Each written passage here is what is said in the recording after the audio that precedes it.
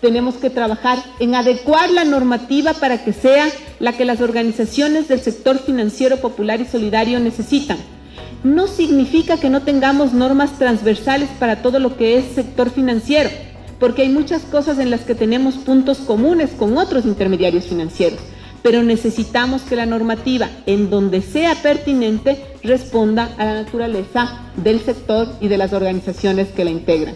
Necesitamos reforzar los procedimientos de autocontrol y lograr en las organizaciones una cultura de mejoramiento continuo. ¿Qué significa mejoramiento continuo? Que esos números de crecimiento que vimos en la otra lámina no son un logro alcanzado, son un paso más en el camino.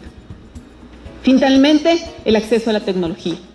En esta época ya no es posible seguir pensando en cuántas oficinas más voy a poner en dónde.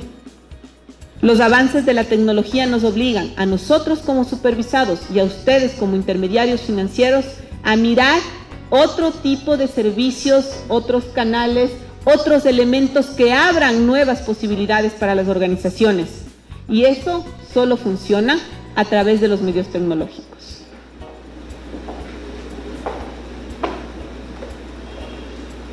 Como yo les decía, si es que pensamos en el autocontrol,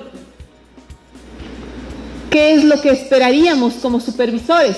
En primer lugar, responsabilidad del Consejo de Administración, que certifique que los estados financieros expedidos se elaboran conforme a las prácticas y políticas contables que garantizan que los datos generados son fiables.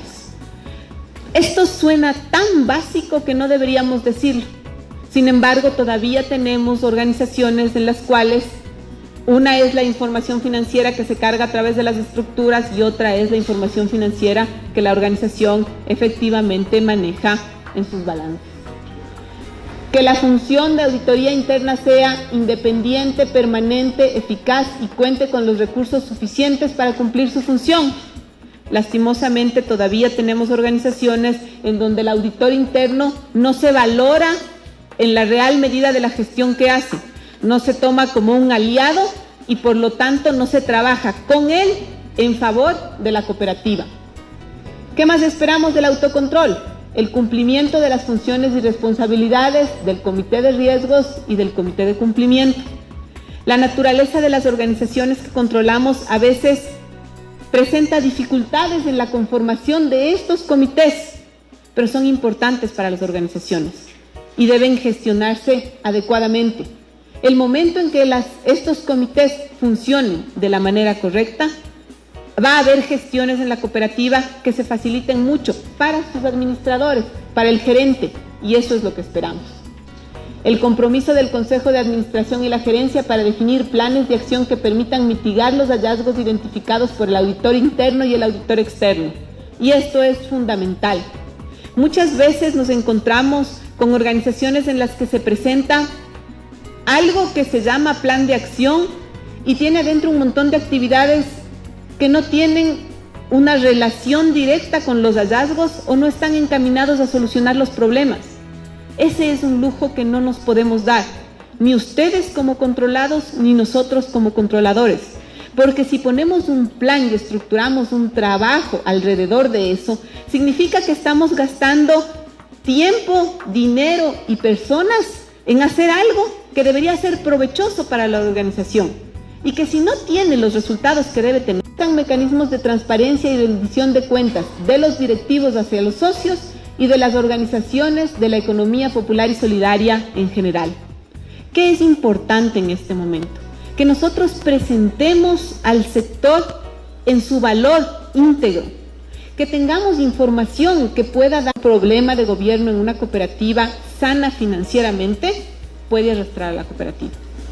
Yo esa historia no se las tengo que contar. Y todavía tenemos organizaciones que estando financieramente bien tienen problemas de gobierno que hacen que la superintendencia tenga que intervenir incluso con medidas drásticas. Eso no tiene sentido en una organización de personas cuyos socios estuvieron en una asamblea eligiendo a sus representantes. Debemos trabajar en mecanismos que nos permitan hacer que nuestro gobierno interno en la cooperativa pueda trabajar, que nos represente, que sea lo que debe ser y cumpla las funciones que le da la norma. Y esa transparencia en el gobierno y esa gestión adecuada y ese apoyo de los socios al gobierno cooperativo va a cambiar la situación de las organizaciones. ¿Qué más tenemos? Tenemos que tener políticas financieras sólidas. Eso es importante. Si tenemos un norte claro, si la política financiera está definida, todos vamos a saber hacia dónde se trabaja. Órganos de gobierno debidamente establecidos, Asamblea General, Consejo de Administración, Consejo de Vigilancia, Comités y Gerencia. Aunque suene inverosímil, después de todos estos años, todavía encontramos cooperativas que registraron una directiva hace 6 años y no volvieron a registrar una directiva nunca más. Eso no es posible. Ustedes son los primeros llamados a hacer respetar sus estatutos y aquellos órganos que conforman la administración y el gobierno de las organizaciones. Finalmente, la interacción entre los actores estratégicos. ¿Qué significa esto? Que nosotros tenemos que buscar idoneidad moral, voluntad para cooperar, liderazgo, transparencia, respeto y generar un clima laboral adecuado en las organizaciones. ¿Y de dónde viene esto? De los órganos de gobierno, de la administración, de la gerencia. Si este círculo se cumple, las organizaciones van a empezar a crecer, van a ser lo que efectivamente deben ser, organizaciones de personas para las personas. Cualquier falla en estos elementos y vamos a tener problemas, y esos problemas de gobierno van a impactar en la gestión de la organización. En lo que tiene que ver con la tecnología, ¿cuáles son las bondades de la tecnología? Me permiten reducir costos, me dan ventajas comparativas frente a otros canales tradicionales para llegar a quienes tengo que atender, me permiten brindar productos y servicios variados y son un instrumento para mantener vigente a la organización. Ahora, estamos claros que cuando hablamos de tecnología digital, inteligencia artificial, activos virtuales, etcétera, estamos hablando de incursionar en nuevos campos, invertir, hacer otro tipo de gestión a la que tal vez no estamos acostumbrados. Pero hay momentos en los que es necesario reaccionar ante las exigencias del entorno y especialmente este es uno de esos momentos si es que nosotros pensamos en los cambios que se están haciendo con billetera electrónica, canales, etcétera, etcétera. Los servicios financieros permiten un cambio y ese cambio necesariamente tiene que ir acompañado de un componente regulatorio. Va a cambiar la normativa se tiene que ajustar y ahí volvemos a lo que hablamos hace algún tiempo. Ese ajuste en la normativa tiene que respetar la naturaleza de las organizaciones del sector financiero popular y solidario en lo que sea pertinente, en lo que es transversal. Todos vamos a estar sometidos a la misma normativa y las organizaciones tienen que estar en capacidad de reaccionar a eso. ¿Cuál es el impacto de la tecnología? Facilita el acceso al financiamiento, mejora la capacidad de evaluación al crédito, mejora las cadenas productivas y tiene muchas otras bondades. Pero eso cada organización lo tiene que valorar y lo tiene que decidir. ¿Qué significa? Significa que si yo soy el tipo de organización que está en el momento de pasar a los canales tecnológicos para ofrecer sus servicios financieros, lo debo hacer. Pero si mi naturaleza no es esa, y si yo no soy una organización que necesite, requiera o pueda en este momento hacerlo, entonces debo reconocer mi naturaleza y pensar cuál es el mejor modo en que yo crezco para servir a mis socios. ¿Por qué es esto importante? Porque a veces cuando uno se presenta frente a las bondades de la tecnología, parecería que detrás hay una urgencia por hacer miles de cosas y esas miles de cosas tienen que ver con un montón de inversiones. Y no necesariamente es así. Hablamos de tecnología, es el momento, hay que hacerlo, pero hay una racionalidad atrás. Y esa racionalidad está dada por la realidad de cada una de las organizaciones y esa racionalidad solo la pueden dar quienes conocen a la organización, que son quienes la administran. La normativa adecuada. Como les he dicho varias veces, lo que hay que buscar, el respeto a la naturaleza de las entidades, que la normativa me permita fortalecer a las organizaciones, que responda necesariamente a los cambios tecnológicos, que me permite implementar nuevas metodologías y herramientas de control y que me dé capacidad de reacción frente a actores externos. ¿Por qué hablo en esto en primera persona? Porque el primer llamado a cumplir la normativa es el supervisor y luego están ustedes que deben cumplirla para que nosotros tengamos esa interacción con ustedes y los fines de la norma se cumplan. Si es que pensamos en el mejoramiento continuo, en primer lugar, la situación financiera, optimización de recursos, generación de economías de escala, generación de mayores ingresos. En cuanto a las personas, personal capacitado e idóneo, y en los procesos, actualización de la tecnología crediticia y procesos de control. Esta de aquí, el mejoramiento continuo, si me permiten, mi criterio, Margarita Hernández, yo creo que aquí es donde entran gestiones como la del AUCAC-Centro, porque es en los organismos de integración en donde estas cosas se facilitan, en donde uno puede fortalecer ciertos procesos que tal vez la organización de manera aislada no los va a lograr tan óptimamente o tan oportunamente. Hay un tema particular en el que yo estoy trabajando desde que el Consejo me encargó la superintendencia en mayo, y es el lograr encadenar el sector financiero con el sector no financiero. ¿Qué significa encadenar? Significa que todas las organizaciones que la CEPS controla tienen el mismo origen, la misma naturaleza. Estamos hablando de sociedades de personas, no sociedades de capitales, que tienen unos fines que son comunes. Y sin embargo, estas organizaciones no conversan. Hay un quiebre que hace que el sector financiero, cuando tiene un excedente, vaya y ponga en una inversión en la banca privada. Y las organizaciones del sector financiero, cuando necesitan un crédito, vayan y busquen un banco privado. Y eso no es posible. Si ustedes recuerdan esta lámina en la que mostramos la presencia de las organizaciones en territorio y la cruzan con la presencia de las organizaciones no financieras en territorio, se van a dar cuenta de que hay cooperativas de ahorro y crédito en los mismos lugares en donde hay cooperativas de producción, cooperativas de transporte, cooperativas de vivienda, cooperativas de servicios, y sin embargo no están interactuando. Tienen los mismos socios y sus socios no recurren a ellas. Lo que tenemos que hacer es lograr de alguna manera, y ese es un trabajo que lo tenemos que hacer conjunto, la superintendencia y las organizaciones, que haya un encadenamiento entre el sector financiero y el sector no financiero. Y ese encadenamiento va a lograr progreso, va a generar plazas de trabajo, va a permitir que se financien proyectos productivos, y eso es lo que todos necesitamos en este momento en este país. No significa que las cooperativas vayan mañana a buscar a quien sea para prestarle lo que sea porque dice cooperativa o dice asociación, no. Pero significa que tenemos que empezar a interesarnos en procesos que nos permitan mirar a las organizaciones que son iguales a nosotros, de la misma naturaleza. ¿Cuáles son, si es que ustedes quieren verlo así, los efectos inmediatos de lograr estos encadenamientos? Vamos a lograr el incremento de socios, porque posiblemente los socios de la cooperativa de producción o de vivienda que deseen acceder a los servicios financieros de la cooperativa van a formar parte de nuestros socios.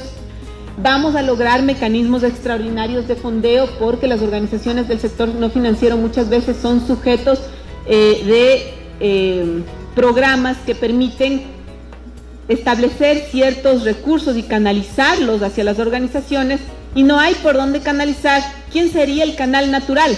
Las organizaciones del sector financiero, popular y solidario permiten hacer convenios grupales para lograr economías de escala y permitirían o deberían permitir la especialización del sector financiero buscando aquellos tipos de crédito que el sector no financiero requiere. Si logramos esto, podemos hacer un cambio enorme en este país. Y yo les digo esto no de manera aislada. La superintendencia, como les digo, está trabajando en esto. Hemos firmado convenios con organismos nacionales e internacionales que nos van a permitir trabajar en este mapeo, no en el largo plazo, en el corto y el mediano plazo.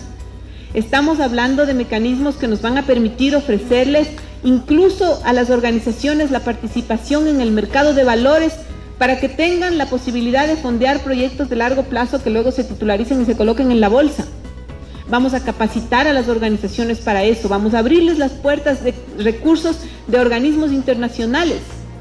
Pero eso solo funciona si el sector financiero tiene un adecuado manejo, presenta buenos indicadores y las organizaciones del sector no financiero lo buscan. No nos sirve de nada llenar de recursos, vengan de donde vengan, al sector financiero si no se tiene dónde colocar. Y no nos sirve de nada endeudar al sector no financiero si ellos no saben cómo manejar esas operaciones de crédito. Este es un proceso en el cual hay que fortalecer a los dos lados. Estamos, insisto, desde la superintendencia trabajando en todos los convenios y acuerdos que nos van a permitir materializar esto.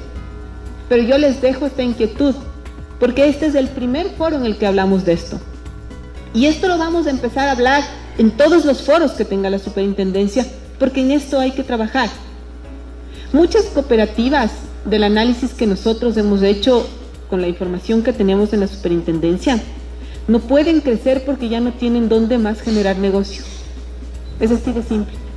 Ya no tienen a quién más prestarle, ya no tienen dónde más buscar socios, ya ahí se estancaron. Esta es la posibilidad de sentar en la misma mesa a quienes pueden generar negocio para las cooperativas de ahorro y crédito y a quienes pueden financiar a las organizaciones no financieras. La superintendencia está facilitando esto que, insisto, nosotros en este momento lo consideramos un proceso natural y esperamos poder ver los beneficios de esto en el corto plazo. ¿Qué tenemos que hacer frente a los retos? Estrategia y liderazgo. Cuando pensamos en las estrategias, lo primero en lo que tenemos que pensar es definir normas adecuadas para el fortalecimiento y sostenibilidad del sector. Hemos hablado ya como 4 o 5 veces de las normas y es que créanme, el marco normativo es básico. Si el marco normativo no es adecuado, no se puede aplicar o en su aplicación perjudica a las organizaciones, no me sirve. Y entonces tenemos que lograr que las normas sean las correctas. Realizar esquemas de alianzas estratégicas entre entidades grandes y pequeñas, y otra vez ahí viene el valor de los organismos de integración. Proveer de herramientas para el autocontrol a las entidades, precisamente porque voy a necesitar trabajar mucho, transparentar mucho, mostrar mucho, y el autocontrol ahí me va a dar los elementos que necesito para fortalecer desde adentro a la organización. Aplicar nuevas metodologías de supervisión a las entidades del sector financiero, porque queremos empezar a fortalecer. Yo creo que tenemos una historia de supervisión que ha sido marcada por un enorme número de organizaciones liquidadas. La superintendencia ha gastado enormes esfuerzos en esas liquidaciones y es el momento de que empecemos a cumplir con otra de nuestras funciones, que es fortalecer al sector. ¿Qué más tenemos que hacer? Generar habilidades de autogestión a través de talleres y capacitaciones técnicas a las organizaciones. Ahí entramos nosotros y entran estos actores estratégicos con los cuales estamos firmando convenios de cooperación. Fomentar economías de escala mediante alianzas estratégicas en el sector. Esto aplica tanto para las organizaciones del sector financiero como para las del sector no financiero. Promover una adecuada atención a los socios dentro de su territorio. El tema territorial es un tema complejo, es un tema difícil de tratar, pero el único modo de validarse en el territorio es efectivamente cumplir la función que ustedes tienen en su territorio. Realizar estudios que permitan conocer a profundidad el sector y sirvan para la toma de decisiones. Ahí también entramos en muchos de los convenios y acuerdos estratégicos que estamos suscribiendo. Y generar nuevas metodologías de medición de riesgo y dotar a las entidades de las mismas para que ustedes puedan tener herramientas que les permitan de manera temprana identificar riesgos y hacer un plan de acción, trabajar en eso y no esperar a que sea un tercero o sea el supervisor el que les diga dónde hay un problema en la organización. ¿Dónde está el liderazgo? Socios, representantes legales, administradores. No puede venir de otra fuente. Los dueños de la organización son aquellos que tienen la responsabilidad primordial. Ese liderazgo sale de ahí, da los lineamientos y las organizaciones que se mantengan firmes en sus principios, que se manejen adecuadamente, que lleven bien su información, van a dar buenos resultados. Y eso es lo que nosotros desde la superintendencia esperamos de ustedes, un sector que siga creciendo, que dé buenos resultados. permítannos trabajar con ustedes, permítannos fortalecerles, permítannos ayudarles a cumplir la norma. Eso es lo que vamos a hacer estos 5 años y sé que a ustedes y a nosotros nos va a ir muy bien. Muchísimas gracias.